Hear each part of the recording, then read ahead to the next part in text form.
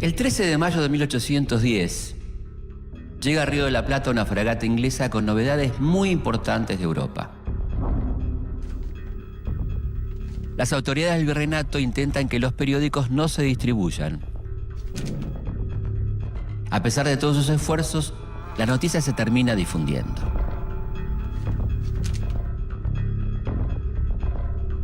Pero, ¿qué pasó?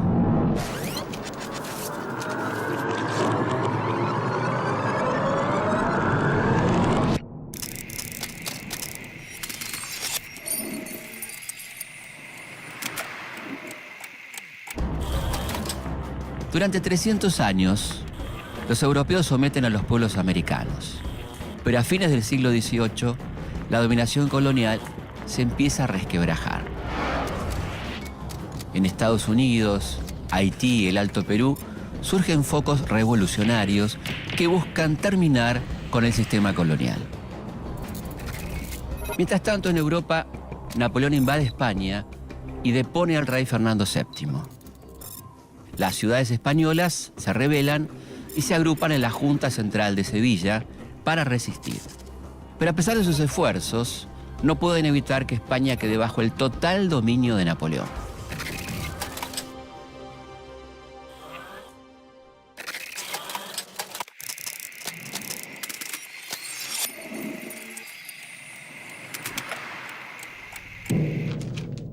Cuando esta gran noticia llega a Buenos Aires, provoca un tremendo revuelo.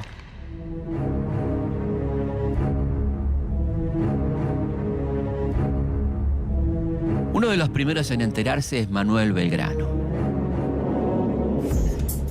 Manuel José Joaquín del Corazón de Jesús Belgrano nace en Buenos Aires en 1770. Por su acomodada posición pudo estudiar en Europa, concretamente estudia Derecho en la Universidad de Salamanca, y llega al continente durante la Revolución Francesa y vuelve a América compenetrado con las ideas de igualdad, libertad y fraternidad. En la primera invasión inglesa, Belgrano es uno de los pocos que se niega a jurar fidelidad a la corona británica. En la segunda, participa activamente de la defensa de la ciudad. A partir de ese momento, junto a otros porteños, se reúne clandestinamente para pensar en un futuro de mayor libertad para la colonia.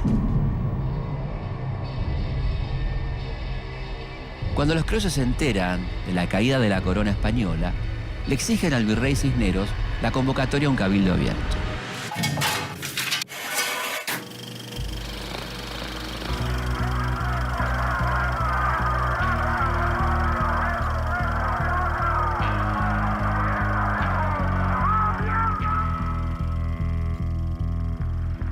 El 25 de mayo se producen acalorados debates dentro del cabildo.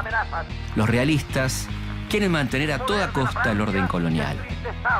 Los patriotas creen que es insostenible.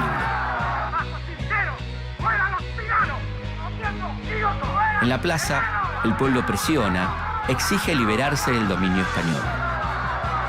Después de horas de deliberaciones, los criollos logran imponerse y el 25 de mayo de 1810 dan su primer grito de libertad.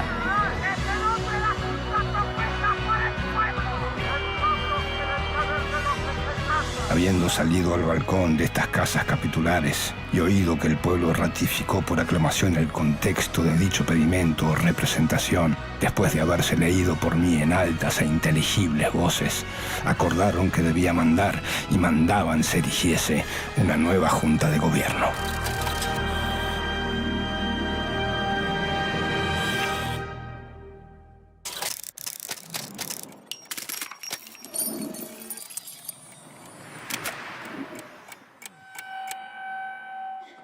Pero expulsar a los españoles del gobierno virreinal es solamente el primer paso para la revolución.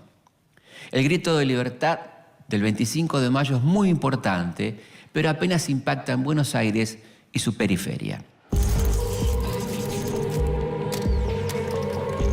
Para difundir la revolución en todo el territorio, parten desde Buenos Aires 3 campañas: al Alto Perú, al Paraguay y a la Banda Oriental. futuro gobierno revolucionario y la unidad territorial dependen de la suerte de estas expediciones. Belgrano participa de la primera Junta de Mayo, pero pocos meses después renuncia a su cargo de vocal para dirigir la expedición al Paraguay. Es abogado y economista y ahora es un general en jefe. Deberá pelear por sus ideas de justicia e igualdad en el campo de batalla.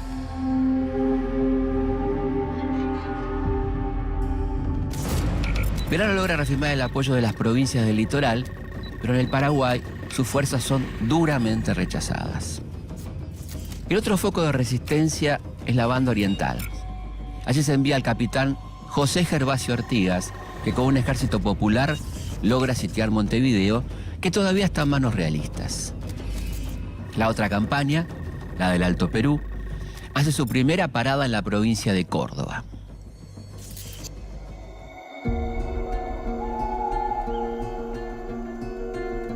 Ahí se enfrenta con uno de los principales focos de resistencia a la primera junta.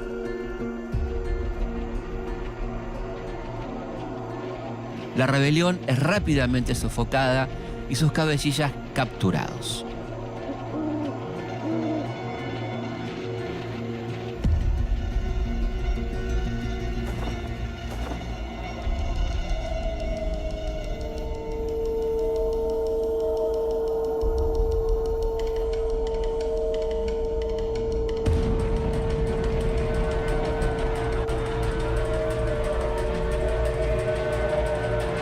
Su principal líder es un hombre bien conocido por los porteños, el héroe de la reconquista y la defensa. Nada menos que Santiago de Liniers.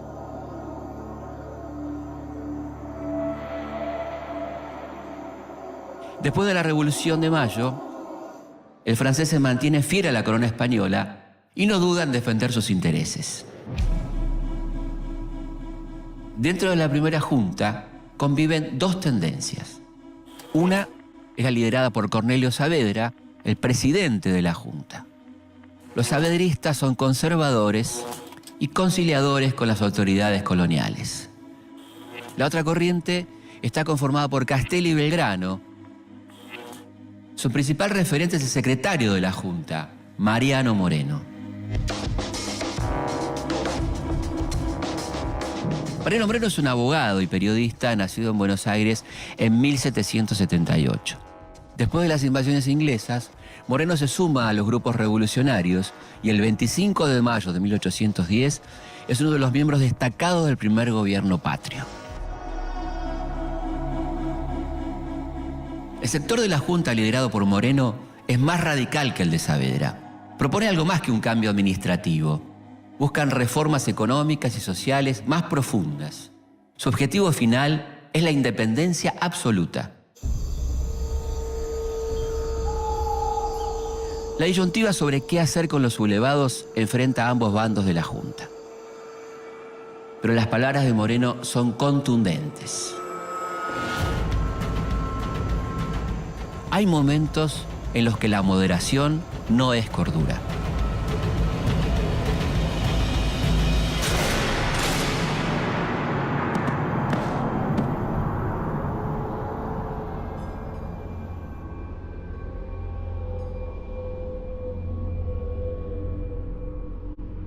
A fines de 1810, mientras estas campañas llevan la revolución al resto del virreinato, llegan a Buenos Aires los diputados de la Junta Grande. Esta junta busca incorporar a las provincias a las decisiones del nuevo gobierno, lo que recrudece el conflicto entre las distintas corrientes internas de la revolución. Moreno sabe que la mayoría de los diputados provinciales son partidarios de Saavedra y que su incorporación va a frenar sus planes de independencia. Derrotado, renuncia a su cargo y unos meses después, Saavedra le encomienda una misión diplomática a Londres.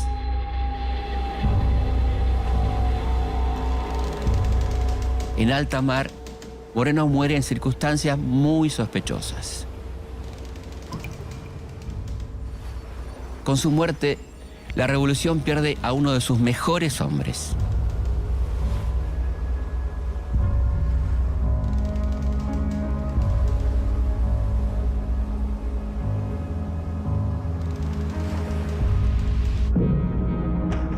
Después de fusilar a Liniers, la campaña del Alto Perú avanza hacia el norte.